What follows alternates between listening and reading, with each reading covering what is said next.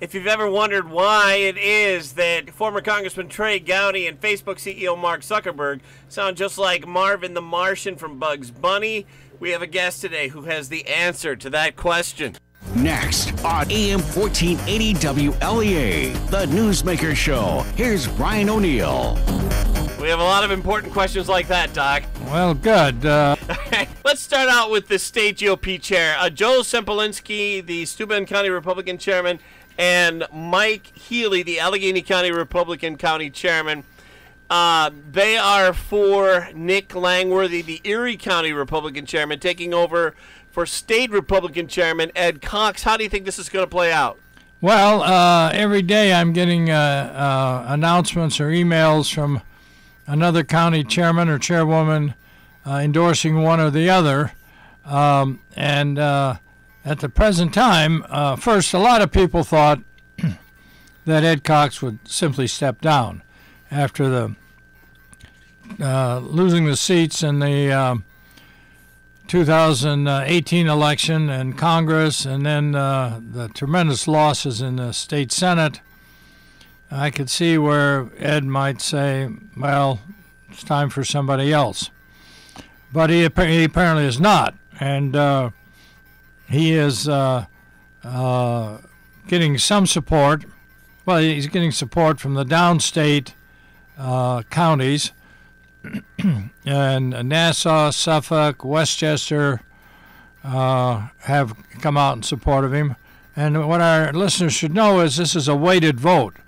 In other words, it's your weighted votes are dependent on the percentage cast for the Republican candidate for governor the next time around. So if there's more people in Monroe County, which there is, then Monroe County counts for more? If you have more people voting for the Republican candidate for governor.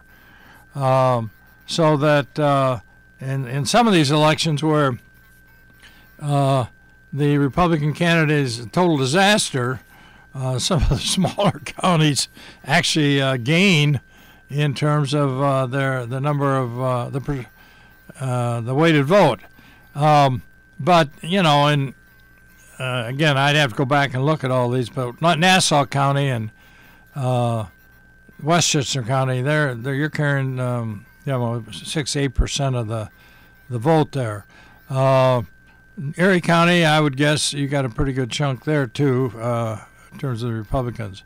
But right now, it's pretty much breaking out as a kind of upstate downstate contest, although Langworthy does have the support from Queens, and he has the support, I think, from Staten Island.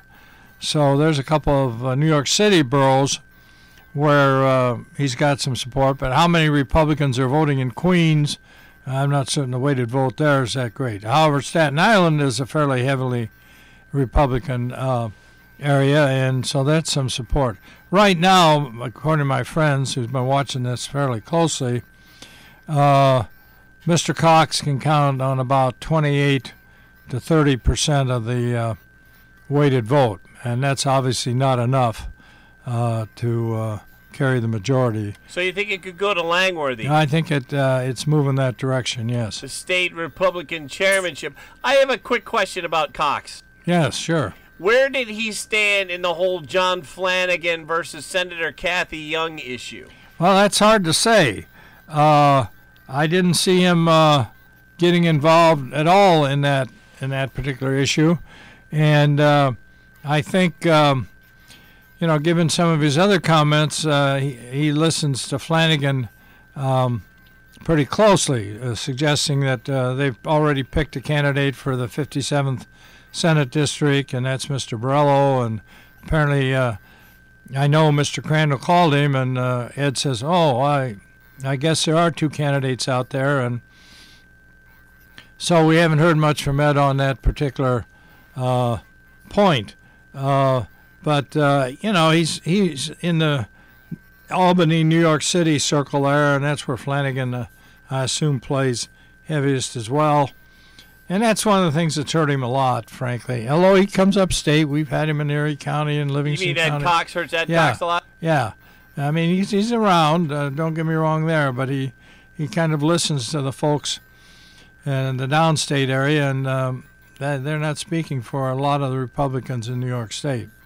So he's a great guy, knowledgeable, pleasant, and incorruptible. I mean, he's fully, he's a wealthy man. He's a famous guy. Famous? Well, if you go back to the early 70s there. Early 70s? The Nixon administration. The Nixon administration? Ed Cox. Ed Cox had something to do with the Nixon administration? Where are you going with this? Well, anyways. He was the military attaché in the White House when Nixon was president. Yes. And he then married Tricia Nixon. I knew you knew all this. Well, I wondered where you were going with this. I wasn't slamming him. No, to say he's famous, I think, is pushing it. He was well known in the early 70s was? during the hearings. I think you got the wrong Cox there. Ed Cox defended President Nixon, his father-in-law. Yes, he did. But I think you're thinking about is it Archibald Cox? I wasn't thinking of Archibald Cox. Okay. Well, we should only straighten that out, Brian. Yeah. Doc, on the Kathy Young seat, where does that stand now? The race between George Borrello of Chautauqua County and Kurt Crandall of Allegheny County. Yeah. Well, Crandall is definitely building support. And I think his work at the grassroots level is looking pretty good. Borrello, I don't know, he's spending a lot of money, and I think his approach is going to be to put out as many ads as he can, maybe mail out as many brochures as he can. But I don't think, frankly, we're going to see much of him at all over in this end of the district. And if he were to get elected, I'm not certain we'll see much of him either. So people just have to decide kind of where they want to go with that. Maybe there's something in his ads that is going to attract their attention. I'm not certain what that would be. But right now we're working very hard at the grassroots level to begin to build some kind of support, because I believe, given the primary and the odd date, June 25th, the turnout's going to be really quite low. So getting a support from the dyed-in-the-wool Republicans is going to be pretty important. Congressional Democrats, can we move on to Washington? Washington, sure. Congressional Democrats were furious that U.S. Attorney General William Barr did not show up to answer questions to the House Judiciary Committee Thursday. Justice Department argued it would be inappropriate for House staffers to question a member of the president's cabinet. Assistant Attorney General Boyd said Congressman Jerry Nadler was being unreasonable by asking for the full and unredacted report, which Assistant Attorney General Boyd said would not be allowed. Lindsey Graham, the South Carolina senator, said that the Democrats are just mad at Barr because they did not get the outcome they wanted. What do you think? Well, I've been watching Nadler a little bit on C-SPAN, and he's a very mean fellow. And of course, he's been an anti-Trump guy from the very beginning. Of course, Jerry Nadler. Yeah, of course, he's a Democrat. But it is kind of interesting because what he wants to do is take the attorneys on the Judiciary Committee staff and let them interrogate the witnesses before the committee. And his point is that there's, I guess, a 5-minute rule where a committee member asks a question and the witness testifies for 5 minutes, and what happens is the witness will just go on and on and on for 3 or 4 minutes, and then the committee member tries to follow up and never does get an answer. And naturally that irritates Nadler. So his approach now is going to be to try to take the staff attorneys from the committee, who are obviously, I think, have developed some ability at inquisitorial approaches, and turn them loose on the witnesses. Now, I don't know how often that happens. I I was about to ask you that. Yeah, that would be. I would think that would be pretty rare. Usually these legal staffers are seen and not heard. You see them That's correct. on camera behind the big shots whispering into the big shots' ears. Yeah. Well, unfortunately, some of the big shots are way beyond their years of prime, and really some of them are really just bumblers.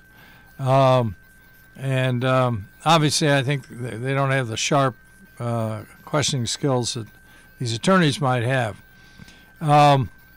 But Barr's position is I don't have to put up with that, and so I'm not going to.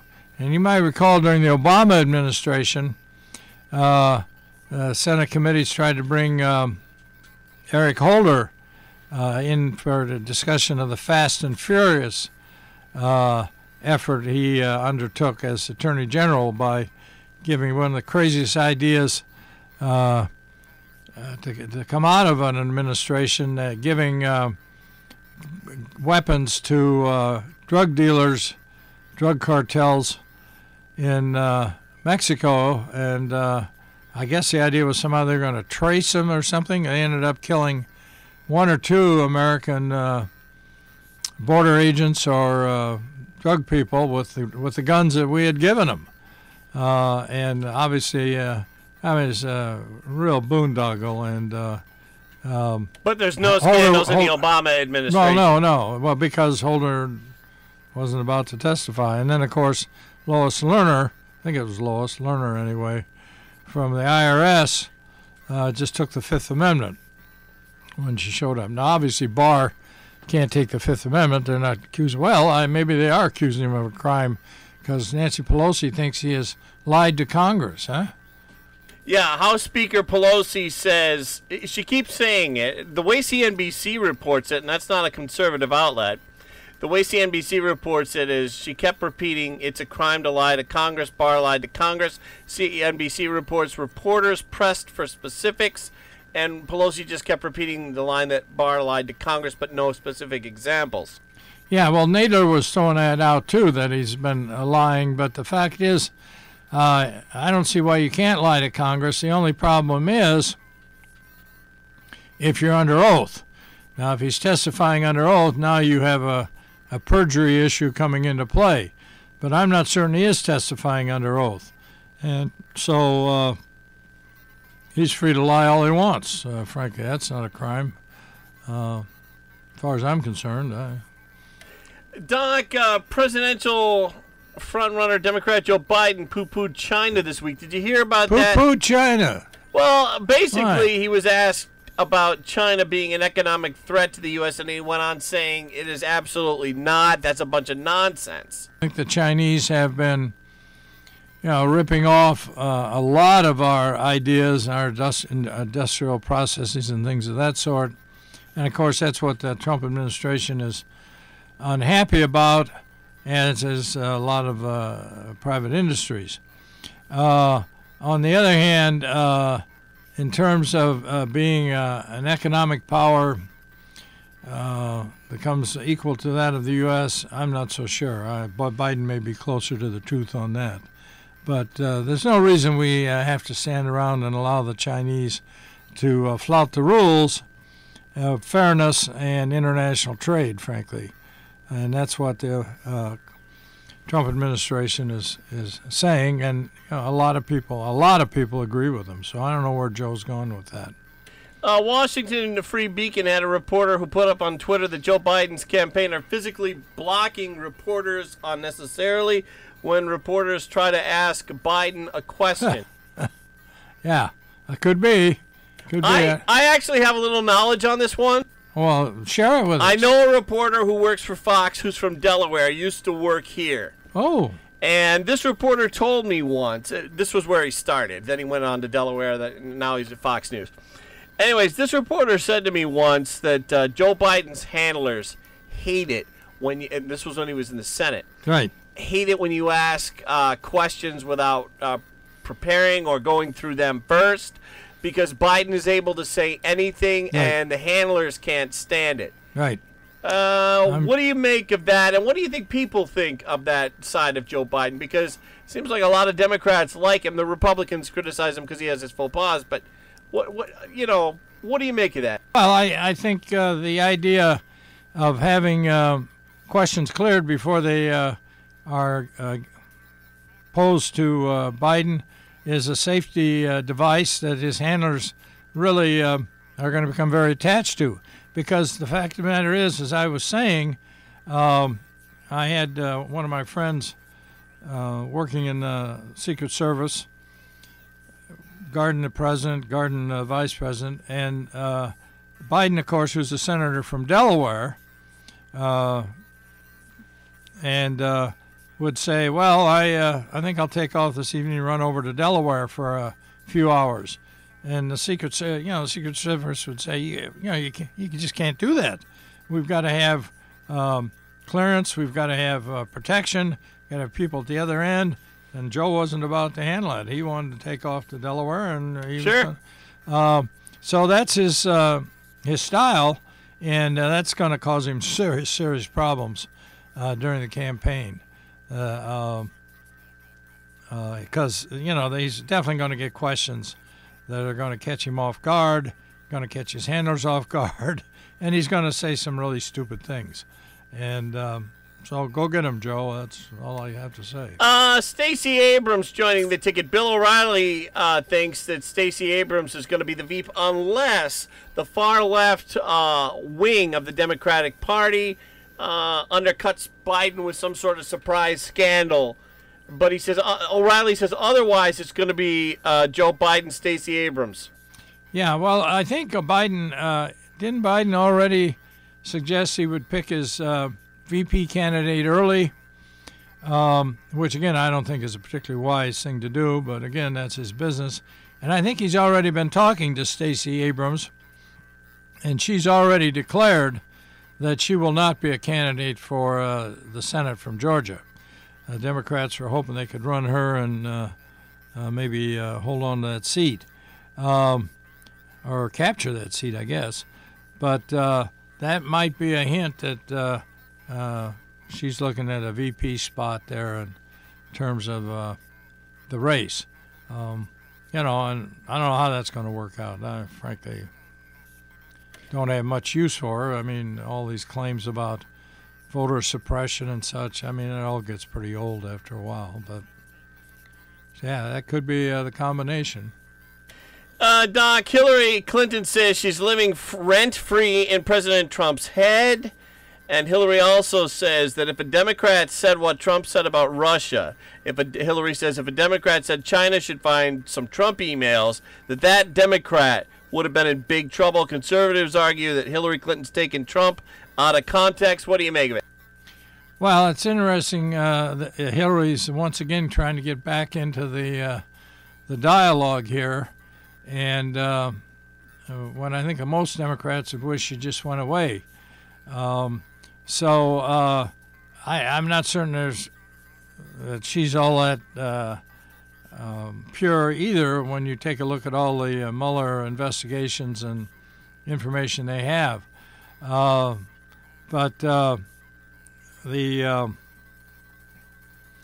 I think, again, the Biden move here moves much closer to what the Clintons would like to see. And so she may be trying to get in there, once again trying to establish some kind of position. I don't know. You could play with these Mueller tapes and reports and such, any which way. So the real question maintains, like a lot of the other top Democrats, that Barr is the bad guy, right. Mueller is the good guy. Right. Mueller was trying to prove Russia collusion, and Barr has messed the whole thing up. Yeah, well, I don't know that you've stated it quite as clearly as it is, but the point is, yes, they'll definitely try to make Barr the evil man, and I think he's prepared to accept that. So he'll be the stalking horse there, basically, or the shield, maybe I should say, for Trump. That's his role, and that's what he's going to do. To say that somehow he prevented Mueller from doing anything, I think that's far-fetched. Final question for you, Dr. Heineman. Facebook on Thursday announced that they are banning the following people from posting on Facebook: Louis Farrakhan, Milo Yiannopoulos, Alex Jones, and one of Alex Jones's reporters, Laura Loomer, who's a commentator known for confronting U.S. politicians who are Muslims. What do you make of this move by Zuckerberg? Yeah, I think that's a problem Zuckerberg has in terms of the whole idea of free speech and free communication. And so Zuckerberg is kind of deciding what is acceptable and what is not. And that's what's a real danger of the whole Facebook effort, is we got this guy basically determining what people can hear or say and listen to. And I don't have any use, obviously, for Farrakhan and some of these other people, but it's under the whole idea of free speech. It's kind of hard to say you can say this, but you can't say that. That's a problem. And with that, Dr. Heineman, I guess I'm going to say thank you for joining us today. You're saying goodbye? I think so. All right. Goodbye, Brian. Thank you.